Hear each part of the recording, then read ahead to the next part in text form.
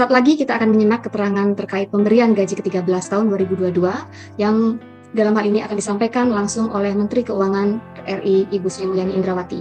Kita sapa terlebih dahulu beliau. Selamat sore Ibu Menteri. Selamat sore Bu Puspa. Sehat selalu Ibu. Alhamdulillah. Semoga semua teman-teman juga sama. Amin, terima kasih Bu.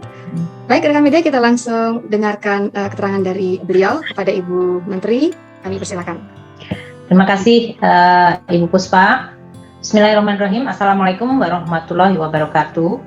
Teman-teman media yang saya hormati, saya ingin menyampaikan pada sore hari ini penjelasan mengenai kebijakan pemberian gaji ke-13 untuk tahun anggaran 2022 bagi aparatur negara dan pensiunan. Karena ini beberapa minggu terakhir saya melihat ada berita mengenai hal itu, jadi sebaiknya kita juga menjelaskan secara langsung mengenai policy ini. Nah, sehubungan dengan ASN dan juga para pensiunan, seperti diketahui bahwa pemerintah di dalam APBN selalu mengalokasikan anggaran untuk tunjangan hari raya dan gaji ke-13.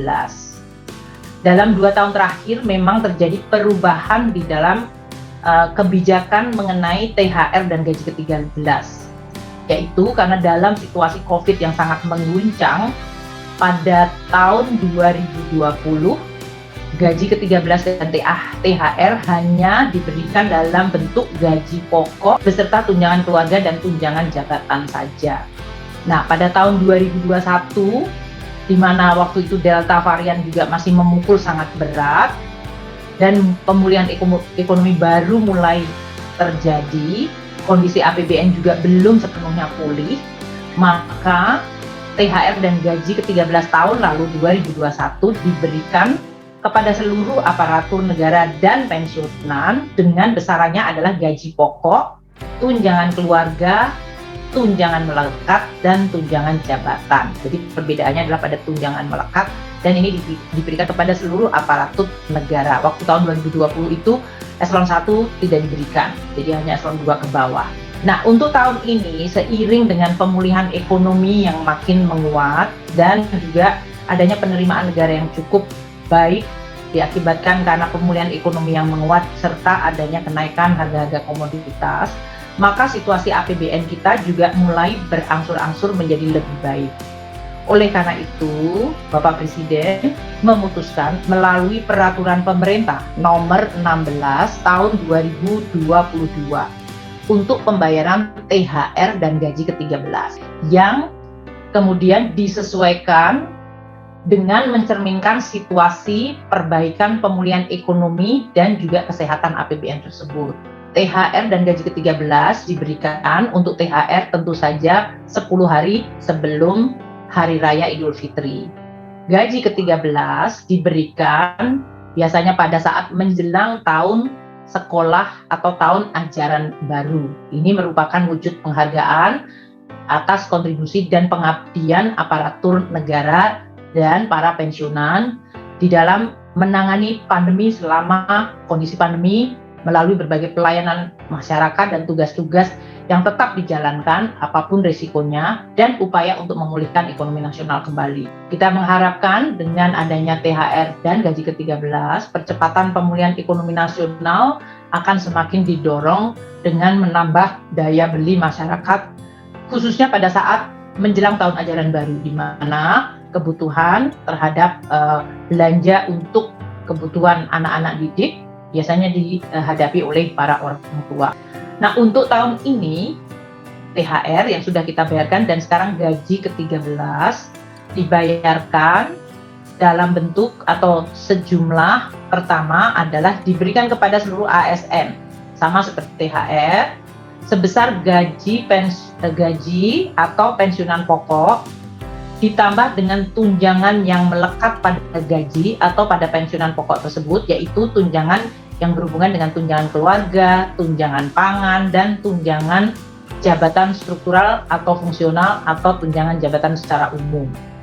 Itu yang kita berikan sama plus 50% tunjangan kinerja per bulan atau sebulan yang mendapat bagi mereka yang memang mendapatkan tunjangan kinerja.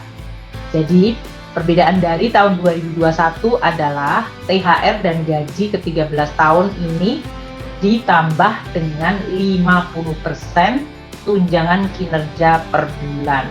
Nah, bagi pemerintah daerah, aturannya adalah paling banyak 50% tambahan penghasilan dengan memperhatikan kemampuan dari masing-masing APBD atau fiskal daerah dan diberikan sesuai dengan peraturan perundang-undangan, termasuk di dalam hal ini landasannya FPP nomor 16 2022 dan aturan perundangan yang menyangkut ASN daerah. Jadi untuk gaji ke-13 tahun 2022 ini, satu, diberikan kepada seluruh aparatur negara pusat.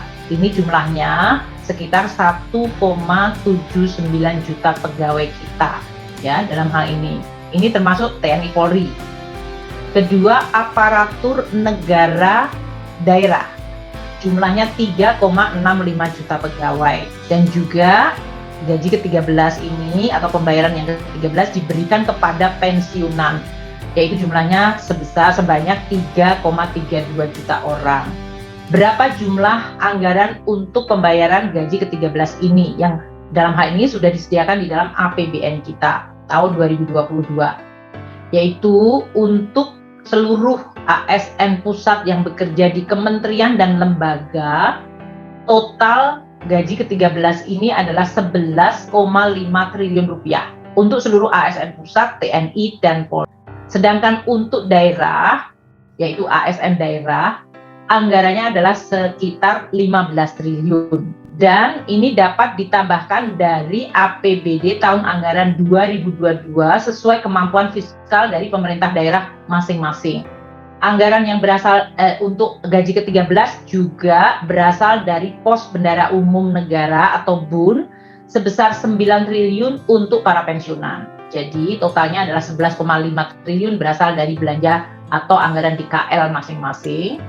Kemudian 15 triliun yang ada di APBD pemerintah daerah, dan 9 triliun adalah yang berasal dari Pos Bendara Umum Negara untuk para pensiunan. Gaji ke-13 ini sudah mulai dapat dicairkan pada bulan Juli 2022, di mana kementerian dan lembaga akan segera mengajukan surat perintah membayar kepada KPPN dengan deskripsi yang seperti tadi disampaikan, yaitu sebesar gaji pokok, tunjangan melekat, plus tunjangan 50% tunjangan kinerja.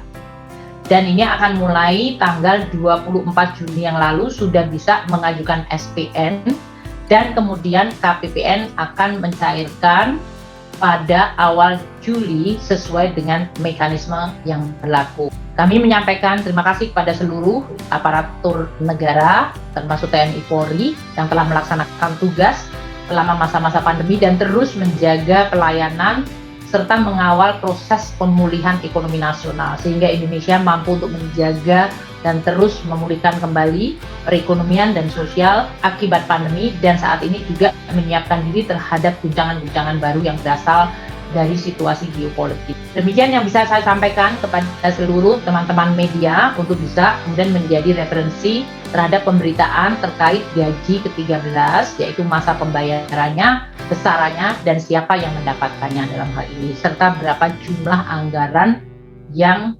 dialokasikan untuk pembayaran gaji ke-13 yang akan dimulai pembayarannya pada tanggal 1 Juli yang akan datang.